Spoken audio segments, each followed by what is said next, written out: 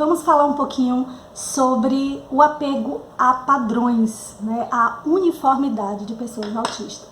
Vamos lá?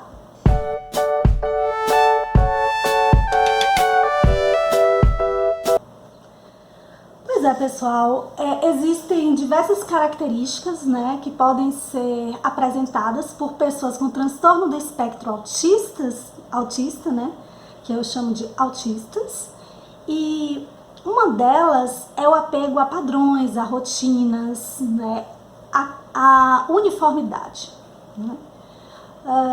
O neuropediatra do Geraldinho, meu filho de 4 anos, ele disse que ele nunca tinha visto, né, numa pessoa autista essa característica de apego a padrões.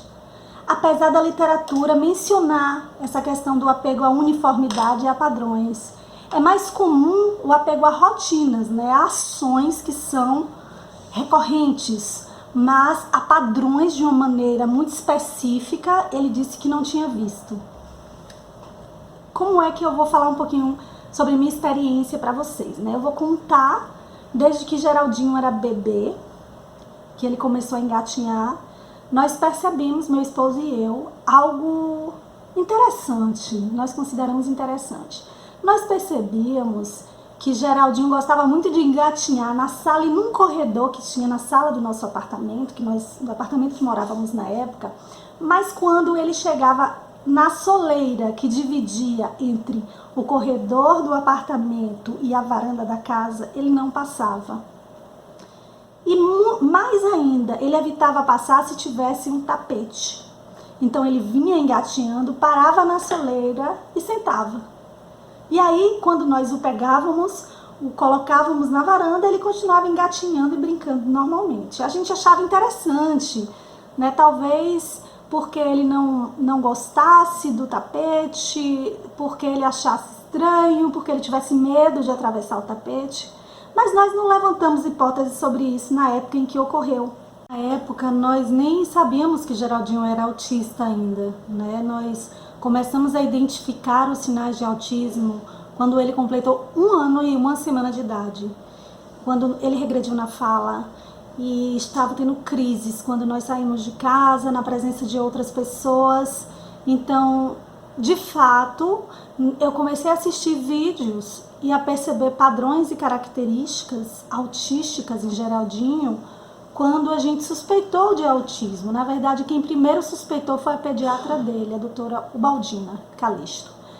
E aí nós começamos a investigar, procuramos um neuropediatra, que nos encaminhou a psicóloga, que também era neuropsicóloga, e a uma fonoaudióloga, que já trabalhava com crianças com autismo, e ele iniciou o tratamento. Então, a partir daí, nós começamos a perceber que Geraldinho era autista e começamos a identificar essas características.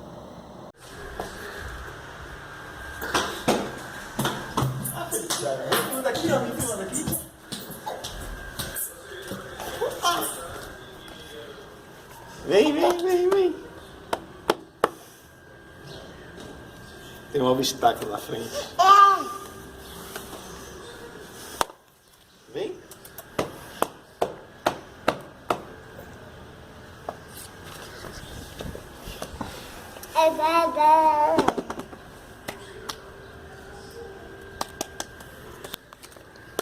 Vem, mamãe!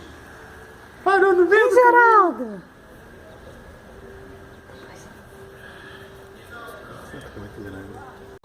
A gente pode ver nesse vídeo ele engatinhando, né, e encontrando essa quebra de padrão, né, a partir do momento que ele vai passeando, ele para, né, na soleira da porta.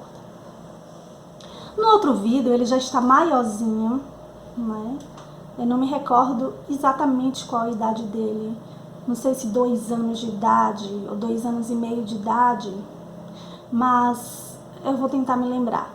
Mas ele, no condomínio que nós frequentávamos, havia um padrão, né, no piso da área comum, e em determinados momentos existiam caixas de gordura, então havia quebra desse padrão do piso, e quando ele se defrontava, ia caminhando e se defrontava com a caixa, né, diferente, que quebrava o padrão, ele não passava. Ele passava devagarzinho pela lateral do azulejo, no local que não havia aquela caixa, né? E tinham várias caixas de gordura e ele fazia isso com frequência. Então, ele passava do lado e se a gente tentasse puxá-lo para ele passar por cima da caixa, ele chorava, ele parava, né? Ele ficava bem durinho, rígido e não passava de forma nenhuma, de jeito nenhum. Ele tá vindo. Ó, a cara dele.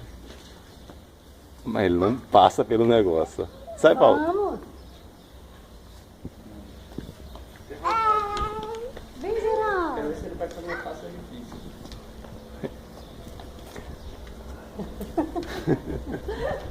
Bora.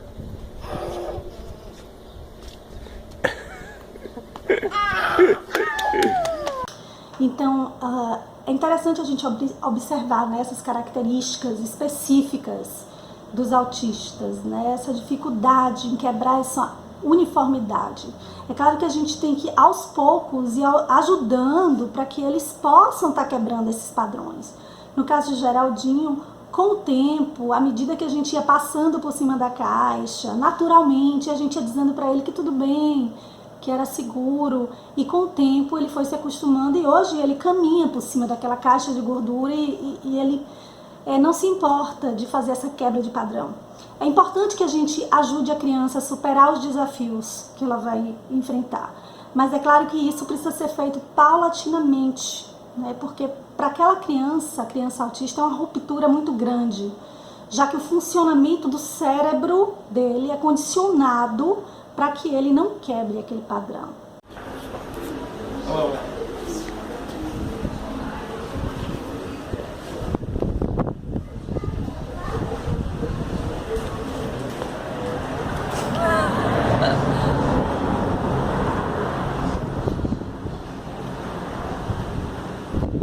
Descobrindo novos lugares, explorando a clínica da Dr. Baldi. Tudo é uma grande festa, uma grande novidade.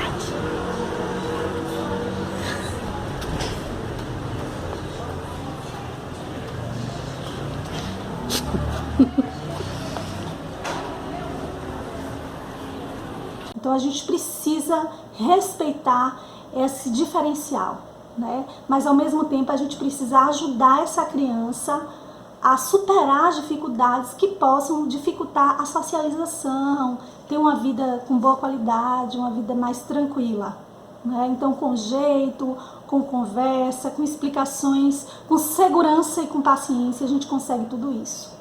Mas é importante a gente observar que quando se trata de pessoas autistas, a gente precisa ter muita segurança e também muita calma e tranquilidade, né? Entendê-la e não deixar que nossas emoções fiquem exasperadas mais do que aquela pessoa, mais do que as emoções daquela criança, porque naturalmente são pessoas mais sensíveis, né? Com dificuldade de processamento sensorial e que sofrem muito com contato com esse mundo tão cheio de estímulos e tão complicado para eles. Já sofrem também o preconceito, né? Inúmeras questões, dificuldades em se comunicar, dificuldades em interagir.